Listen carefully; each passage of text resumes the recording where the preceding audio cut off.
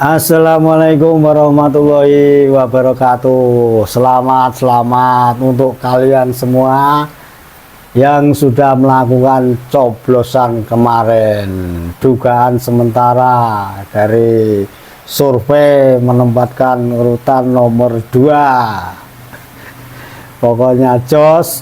Selamat untuk pemenang dan selamat untuk yang tidak menang. Semuanya harus bahagia karena pesta demokrasi ini sudah kita lakukan dengan jujur dan adil. Pokoknya dibikin happy saja. Kemarin sudah dilaksanakan pemilu dan sebelumnya sudah kampanye. Nah, sekarang yang menang harus konsekuen melaksanakan dari apa yang sudah dijanjikan. Nah, pokoknya kita tunggu saja, dan yang tidak menang alias kalah susah boleh, tapi jangan stres, semua ada resikonya, sudah ada hitungannya. Kamu mengeluarkan uang berapa, sekarang hasilnya berapa. Kalau sudah tidak jadi, khususnya yang caleg-caleg ini, jangan kecewa, jangan stres. Ini awal perjuangan kalian semua untuk 5 tahun ke depan. Kumpulkan modal lagi, atur strategi lagi. Kalau perlu kita jalin perkoncoan yang lebih banyak, supaya apa? Koneksinya juga jalan seperti internet zaman sekarang. Tapi dari kedua calon presiden dan wakil presiden ini yang kalah, tentu sekarang ini dakdikduk bagaimana. Sebenarnya kemarin sebelum pemilu kan belum jelas siapa yang menang. Ini pernah ada omongan habis pemilu akan disikat dan dimasukkan ke penjara. Kita sih nonton saja, apakah itu gimmick para politisi atau memang politisi ini harus omongnya gede-gede. Kalau nggak gede kan nggak mantap. Jadi yang denger ini biar yakin kalau omongan mereka ini bener. Tapi bisa jadi juga, soalnya banyak kasus selama ini yang diduga tidak berjalan sesuai apa yang ditentukan oleh KPK. Banyak kasus korupsi, khususnya orang-orang besar ini, ya entah karena apa sampai sekarang juga nggak kelar-kelar apakah selesai, apakah akan dilanjut. Seperti kemarin bulan September ini, September sebelum tahun baru ini, itu pernah Caimin ini dipanggil KPK. Dulu kan dia pernah menjabat sebagai Menteri Tenaga Kerja. Nah, dalam masa beliau memimpin ini ada kasus yang melegenda. Menurut pendengaran telinga kita ini ya lucu-lucu, sedap. Sebab apa? Kasusnya ini ada melibatkan salah satu nama buah yang ada di Indonesia, yaitu buah durian. Loh, kok buah durian menjadi tersangka? Bukan seperti itu. Jadi kasus yang melibatkan, nah, katanya ini dugaan, nah, Caimin ini waktu itu sebagai Menteri Tenaga Kerja itu masalah kasus di Kementerian apa waktu itu, Kementerian Tenaga Kerja dan Transmigrasi. Nah itu mulut saya nggak lancar ngomongnya karena panjang banget singkatannya. Nah itu terus ada kasus yang saya bilang tadi melegenda, yaitu kasus kardus durian atau kotak durian, di mana kardus bekas untuk wadah durian ini bukan untuk durian yang diwadahi di situ, tapi di situ yang ada dimasukkan itu beberapa gepok uang tunai. Nah, kebetulan uang itu dimasukkan ke kardus yang bekas untuk membawa durian ini, maka dinamakan sampai sekarang terkenal dengan kasus kardus durian. Nah, itu konon itu kasus korupsi. Nah, begini, sebelum kampanye kemarin ini ada selingan-selingan, ada omong-omongan kalau saya menang. Kalau saya menang, ya ini ngomong yang menang ini terserah mau yang dipikir siapa yang ngomong. Itu katanya kasus-kasus yang kemarin-kemarin dulu belum kelar-kelar ini akan dilanjutkan.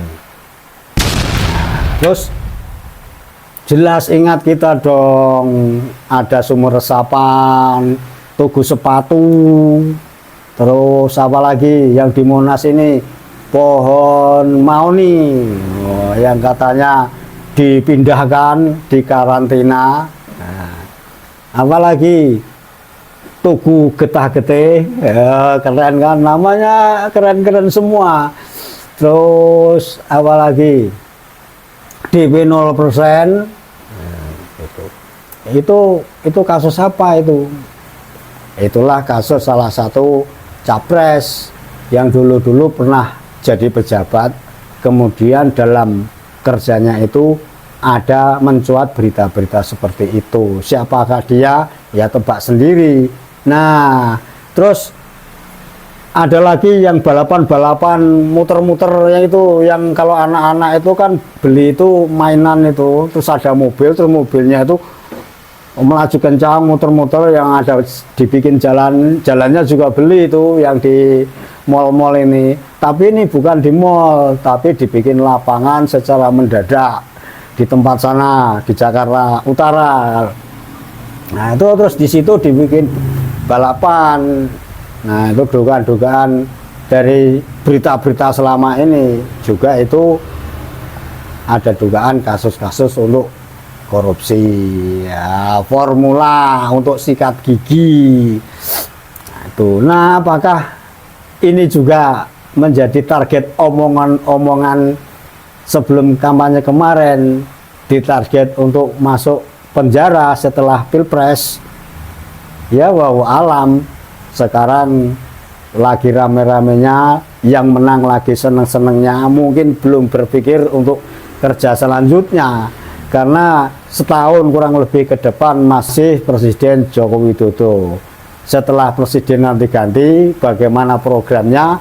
Nah, apakah kasus kardus durian yang melibatkan Caimin waktu itu jadi Menteri Tenaga Kerja dan Transmigrasi, terus itu Wanabut yang dulu pernah menjabat Gubernur DKI dengan programnya yang jos, kotos-kotos, getah-getih, pohon di karantina di Monas waktu itu ramai banget kan, karena rencananya memang mau dibikin itu jalan untuk balapan-balapan itu, tapi entah kenapa karena mungkin menabrak aturan-aturan itu dibatalkan.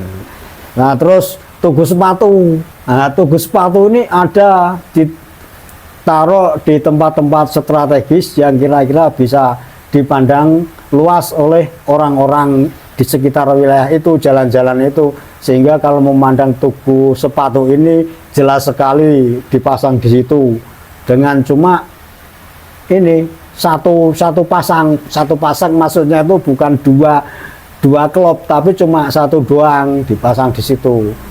Apa hubungannya dengan DKI Jakarta dengan dipasang tugu sepatu? Nah, kita juga berpikir apakah di Jakarta ini ada legenda perusahaan atau pabrik bikin sepatu yang istilahnya mendunia? Saya kira enggak. Bahkan yang kita terkenal selama ini adalah produk sepatu dari Cibaduyut. Ini lebih keren, lebih terkenal, dan itu lebih mendunia. Kenapa tugu sepatunya ada di Jakarta? Nah, ngomong-ngomong, setelah ini beliau ini tidak jadi gubernur lagi, tugu sepatu ini nggak tahu kemana, hilang begitu saja. Terus ada berita-berita yang saya baca itu tuh sepatunya ini ditaruh di samping rumah, entah rumah siapa itu, nah, dicari saja. Nah, program yang amat lucu sekali dan diduga itu juga ya agak miring-miring juga lah. Tugu yang dibikin cuma semusim, tugu Getah-Getih cuma semusim, setelah itu habis hilang dengan harga yang sekian. Kemudian tugu sepatu, lantas ya balapan itu, belum lagi apa sumur resapan, belum lagi DP 0%. Ya lucu saja kita mendengar kita mau beli rumah kok DP-nya 0%. Ya kalau orang pinter mungkin ngitung-ngitungnya bisa. Ini begini caranya, nanti begini-begini. Nah kalau kita orang awam dikasih berita seperti itu, janji seperti itu, beli rumah atau apartemen itu dengan DP 0% ini, terus mikirnya itu bagaimana. Nah, jadi setelah Pilpres ini selesai, mereka-mereka yang menang tentu saja selamatan. Nyembelih kambing, dibikin guling. Itu kalau caleg-caleg itu yang sudah menang mengumpulkan anak buahnya yang kemarin dibedil entah 100, entah 150, entah 300. Ini kita nggak bisa nutup mata, itu ada itu. Jangan dibilang saya hoa. Ya, tapi kalau nanti ditanya mana buktinya, ya sekarang ya kalau mana buktinya ya bagaimana membuktikan, tapi kenyataannya kan seperti itu. Nah, bagi yang kalah, atur lagi strategi untuk 5 tahun ke depan, dan omong-omongan kemarin sebelum kampanye akan dimasukkan ke penjara secepat mungkin. Ya walau alam apakah itu cuma gimmick-gimmick omong-omongan karena supaya mendapatkan simpati rakyat, ataukah ada kesungguhan untuk menegakkan keadilan. Capres-capres yang diduga kemarin korupsi-korupsi ini bisa lanjut apa enggak.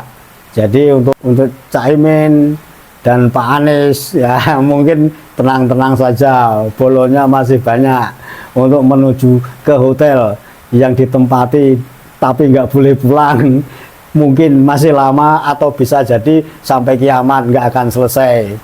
Nah, begitu aja. Assalamualaikum warahmatullahi wabarakatuh.